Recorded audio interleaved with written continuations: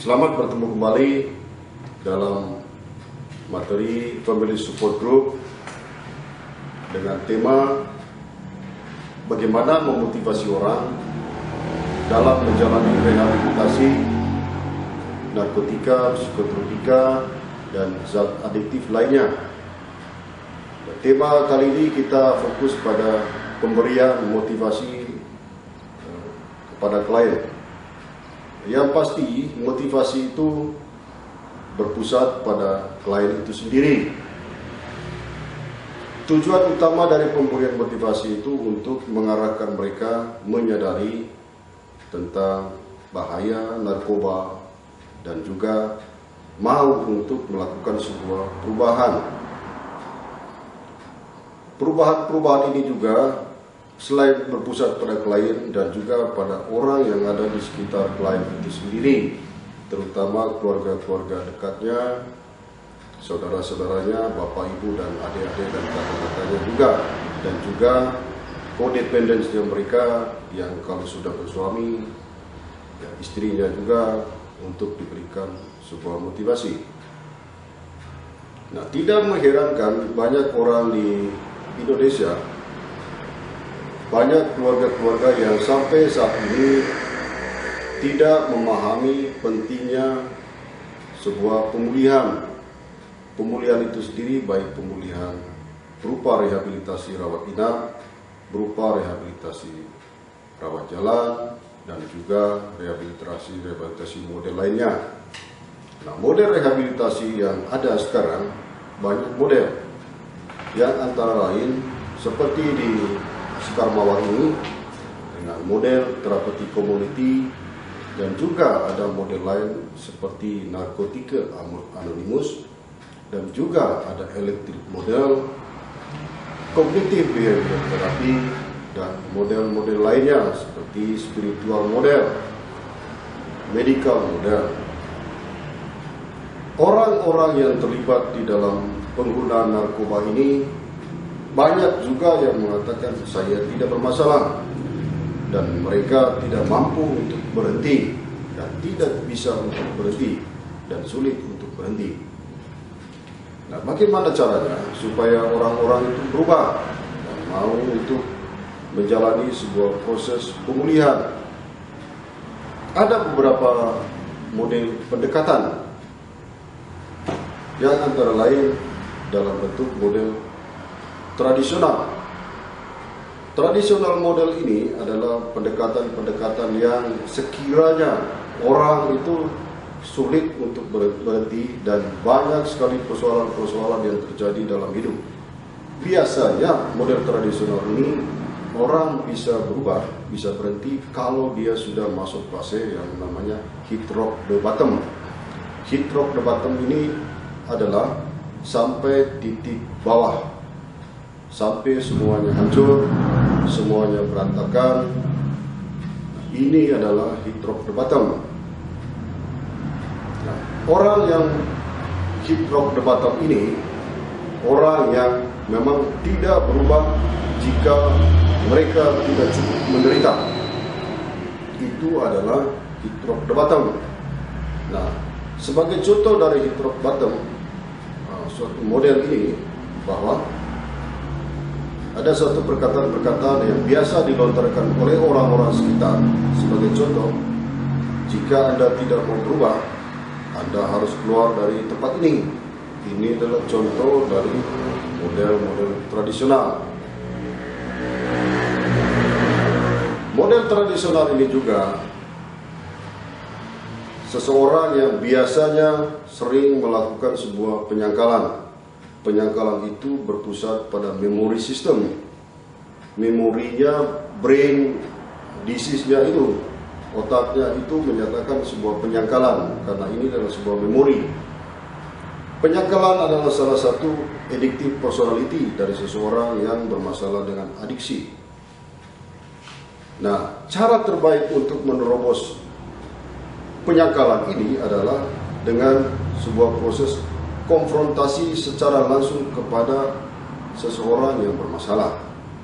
Tidak ada cara lain selain dia harus diberikan sebuah konfrontasi langsung untuk mau perubahan, menjalani pemulihan.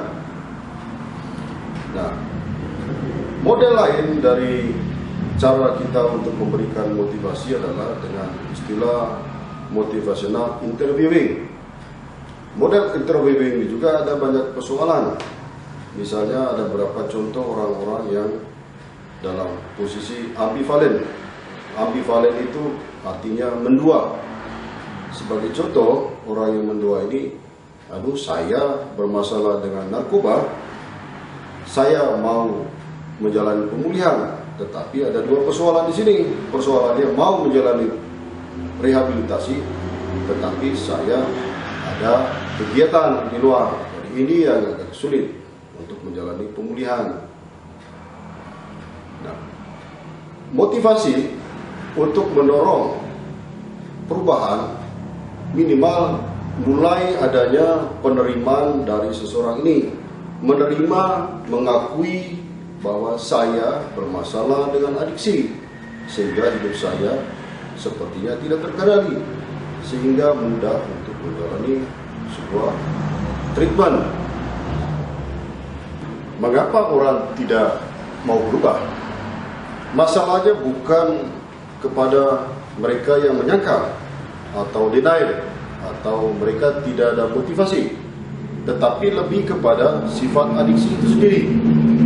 Karena addiction adalah chronic brain disease, penyakit otak kronis yang sulit untuk berhenti.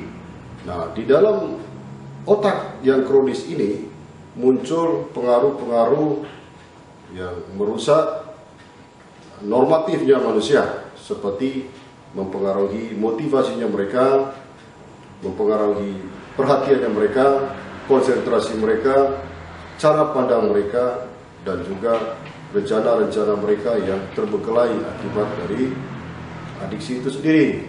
Itu addiction.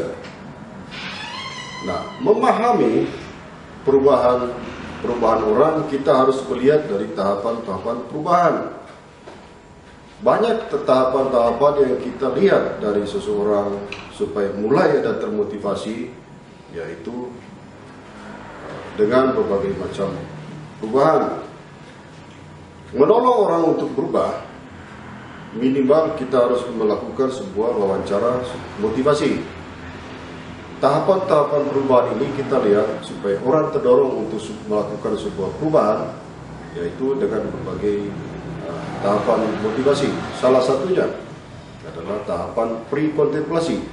Dalam tahapan pre-kontemplasi ini, tahapan di mana seseorang itu sendiri tidak menyadari bahwa dia bermasalah dengan adiksi. Yang kedua, tahap kontemplasi. Tahapan kontemplasi ini, dia memahami, dia merasakan bahwa dia bermasalah dengan adiksi, tetapi masih ada persoalan lain dalam hidupnya. Nah, tahapan berikut, tahapan yang ketiga adalah tahapan persiapan. Dia mulai untuk melakukan sebuah perubahan, mulai untuk menjalani sebuah proses pemulihan itu sendiri. Kalau sudah mulai merasakan pentingnya sebuah rehabilitasi, dia akan melakukan sebuah aksi untuk menjalankan rehabilitasi itu sendiri. Nah, itu tahapan-tahapan dalam sebuah proses pemberian motivasi. Perlu diperhatikan, yang kita harus perhatikan dalam pemberian motivasi itu minimal ada munculnya sikap yang empati, baik dari orang yang terdekat maupun orang-orang yang ada di sekeliling yang bersangkutan. Prinsip-prinsip atau cara untuk memberikan sebuah motivasi dari seseorang kepada seseorang yang bermasalah dengan adiksi, minimal dari kita sendiri memunculkan motivasi empati itu sendiri, mau untuk mendengarkan, mau untuk memahami, mau untuk menerima yang bersangkutan, dan yang penting tidak menghakimi orang tersebut. Yang kedua, hindari yang namanya terjadi argumentasi, karena argumentasi ini berbahaya karena tidak ada jalan tengahnya untuk kedua belah pihak. Dan juga hindari yang namanya resistensi. Resistensi itu akan berpengaruh pada mulai akan termotivasi untuk klien itu sendiri, agak sulit. Dan mendorong klien untuk dan mendorong kita semua, orang yang terdekat, untuk minimal ada sifat self-efficacy diri kita sendiri dan self-support dari kita sendiri untuk melihat ada motivasi dari klien itu. Oke, pada sesi berikut ini mungkin silakan ada yang mau bertanya. Baik, bagaimana caranya memberi motivasi untuk menjalani rehab bila dia selalu marah-marah dan melakukan penyangkalan? Ada pertanyaan dari saudara kita. Saya bisa simpulkan bagaimana cara memberi motivasi jika seseorang itu masih dalam penyangkalan. Nah, kalau masih dalam penyangkalan, kita melihat dari tadi seperti fase-fase perubahan.